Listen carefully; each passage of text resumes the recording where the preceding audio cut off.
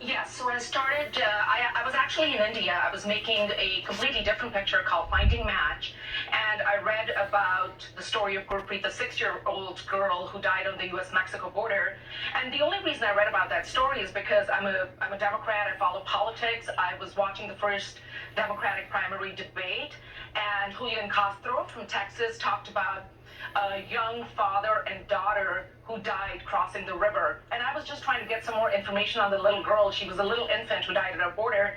And because I had my Google location service on, I embarked on this story. And I decided to, I think because I was there, I had my crew with me. I felt like maybe it was the universe asking me to tell the story of the kind of persecution or the kind of poverty some of the folks around the world go through to where they make this trek, this horrific trek through God knows how many countries to get to the US. So that's how the movie started out.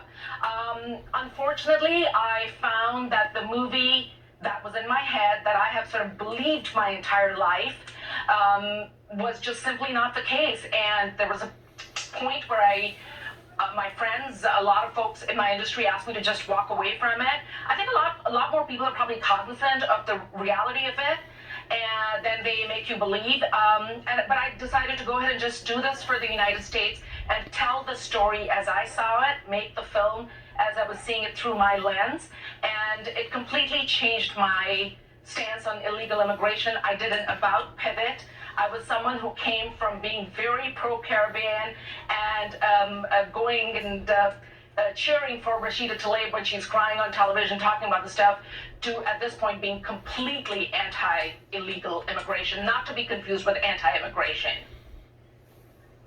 Well, you're going to stay with us for the next block. Before we go to the break, why do you think illegal immigration should be stopped?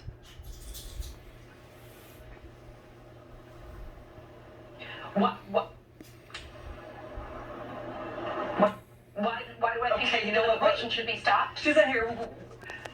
Yeah, stay right there. We're going to cut to a commercial break. You're going to answer that question after the break. I know we're having technological difficulties. Stick right there. You're going to come back to us in the next block.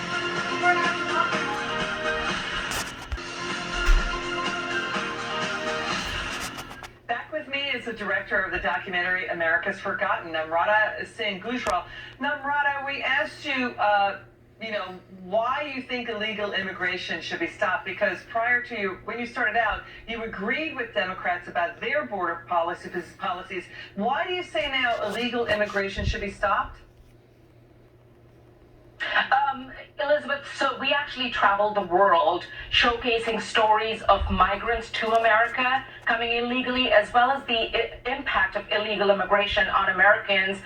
And one of the things that is so disturbing is there's lives lost on both sides of it. I mean, that's not even counting the jobs and the financial cost of illegal immigration. There are lives lost as a result of people that are migrating, coming in, and lives lost as a result of illegal immigrants.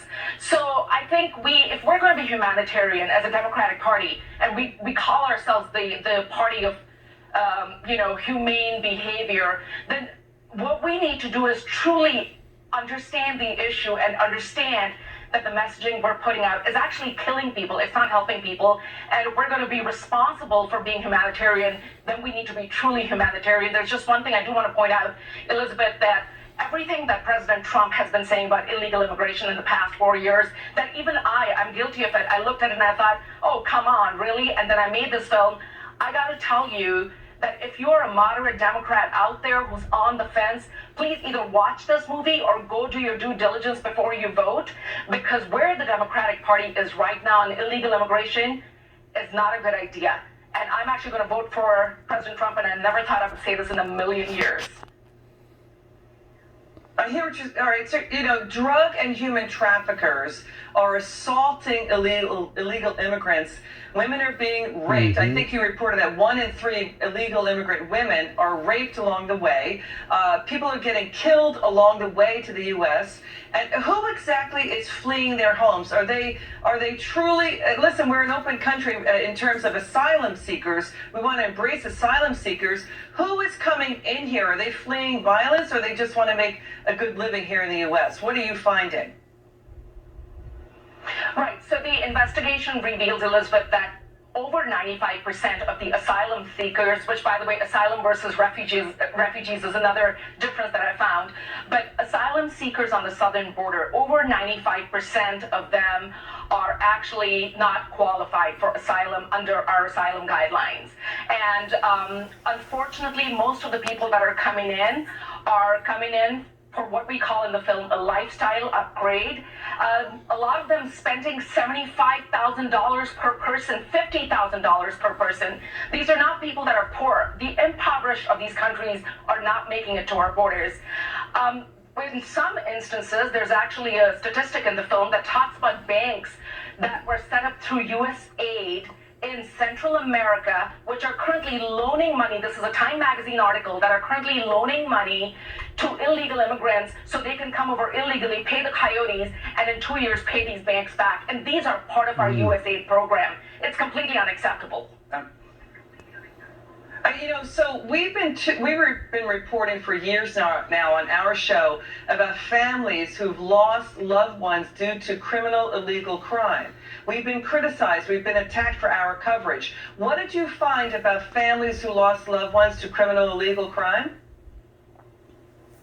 I actually feature a couple of those families in the film. I think it's ridiculous. One of the angel mothers in my film, Sabine Durden, says that she's been called racist in the past for speaking out against illegal immigration. I think if you lose a child, that's one child too much that is lost. And I completely support angel moms and angel dads. I don't think that anyone should lose their child. That's a parent's worst nightmare, should lose their child, let alone to something that could have potentially been avoided. And our politicians are just not willing to go there, do the immigration reform that's needed in this country yesterday. All right. Namrata, it was so great to have you on. Will you come back and join us again and talk to us about your film, America's Forgotten? It's great to see you. Come back again soon, okay? I would love to. Thank you so much. Okay, I'm